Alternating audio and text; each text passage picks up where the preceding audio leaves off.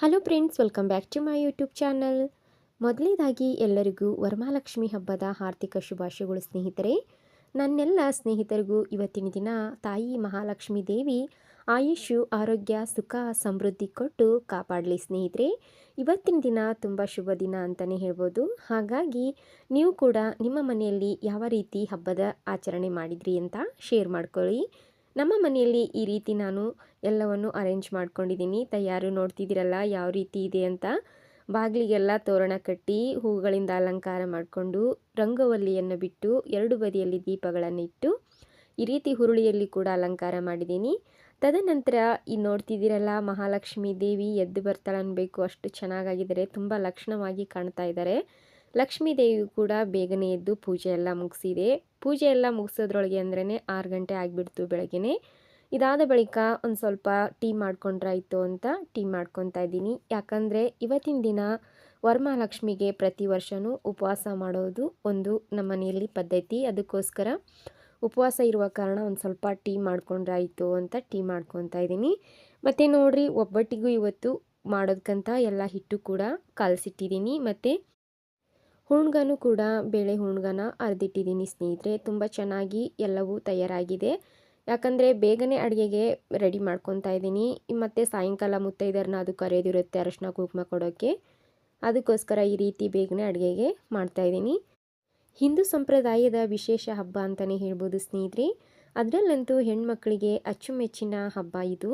ಈ ಹಬ್ಬದಲ್ಲಂತೂ ಹೆಣ್ಮಕ್ಳು ಮಹಾಲಕ್ಷ್ಮಿ ಸ್ವರೂಪರಾಗೆ ಕಾಣ್ತಾ ಇರ್ತಾರೆ. ಮನೆಯಲ್ಲಂತೂ ಹಬ್ಬದ ಕಳೆಯಂತೂ ತುಂಬಿ ತುಳುಕ್ತಾ ಇರುತ್ತೆ, ಅಷ್ಟು ಚೆನ್ನಾಗಿರುತ್ತೆ.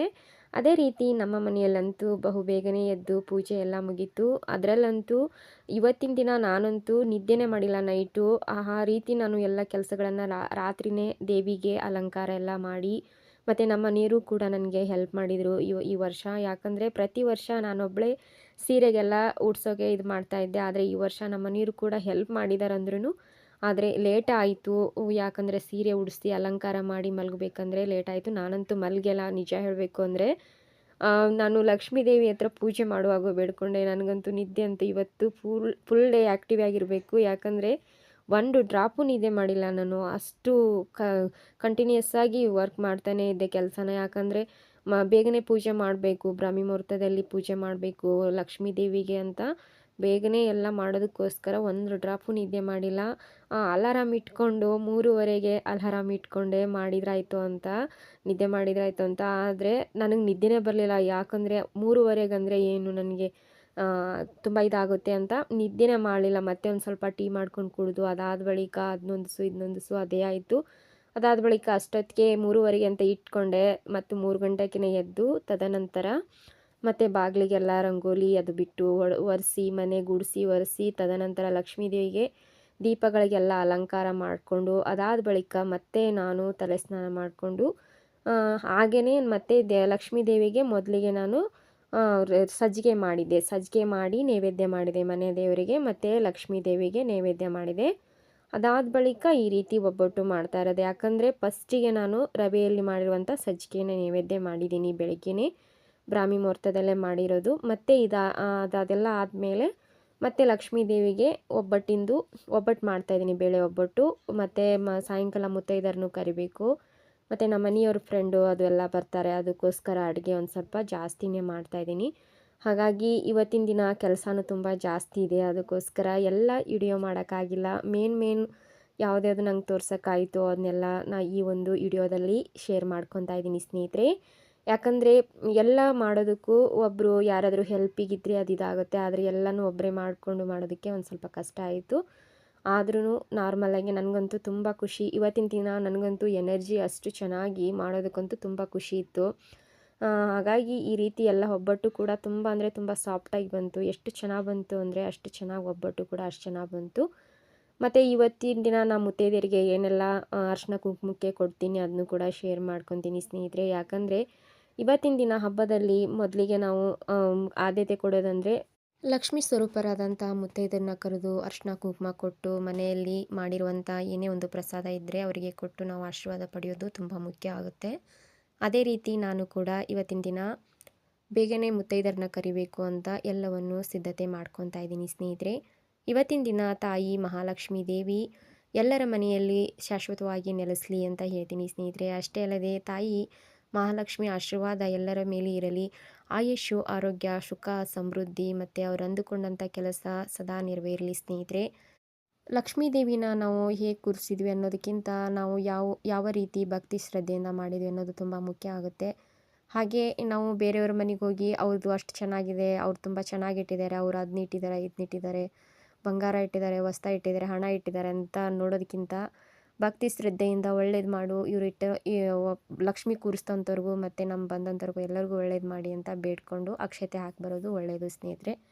ಕೆಲವೊಬ್ಬರಂತೂ ಬಂದಿರ್ತಾರೆ, ಅವ್ರು ಏನೋ ಗೊತ್ತಿಲ್ಲ, ಫಸ್ಟ್ ನಾವು ಪೂಜೆ ಚೆನ್ನಾಗಾಗಿದೆ ಅನ್ನೋದಕ್ಕಿಂತ ಅದನ್ನೆಲ್ಲಿ ತಂದ್ರಿ, ಇದನ್ನೆಲ್ಲಿ ತಂದ್ರಿ, ಇದಕ್ಕೆ ಎಷ್ಟು ಕೊಟ್ರಿ ಅನ್ನೋದೇ ಜಾಸ್ತಿ ಆಗುತ್ತೆ. ಮತ್ತು ಅಲ್ಲದೆ ಅಲಂಕಾರ ಇನ್ನೂ ಚೆನ್ನಾಗಿ ಆಗಬೇಕಿತ್ತು, ಅದು ಆಗಬೇಕಿತ್ತು ಅಂತ ಹೇಳ್ತಿರ್ತಾರಲ್ಲ, ಅದೆಲ್ಲ ಅವ್ರವ್ರ ಭಕ್ತಿ ಶ್ರದ್ಧೆ. ಲಕ್ಷ್ಮೀ ದೇವಿ ನಾವು ಯಾವ ರೀತಿ ಇದೇ ರೀತಿ ನಂಗೆ ಸೀರೆ ಉಡಿಸು, ಇದೇ ರೀತಿ ಅಲಂಕಾರ ಮಾಡು ಅಂತ ಯಾವ ರೀತಿ ಇಲ್ಲ. ನಾವು ಭಕ್ತಿಯಿಂದ ಯಾವ ರೀತಿ ಲಕ್ಷ್ಮೀ ದೇವಿನ ಆಹ್ವಾನ ಮಾಡ್ಕೊತೀವಿ, ಯಾವ ರೀತಿ ಆ ದೇವಿನ ಪೂಜೆ ಮಾಡ್ತೀವಿ ಅನ್ನೋದು ಬಹುಮುಖ್ಯವಾಗುತ್ತೆ. ಅದೇ ರೀತಿ ನಾವು ಸಂಪೂರ್ಣವಾಗಿ ಪೂಜೆ ಮಾಡುವಾಗ ಚಂಚಲ ಮನಸ್ಸಿನಿಂದ ಯಾವುದು ಮಾಡಬಾರ್ದು ಸ್ನೇಹಿತರೆ.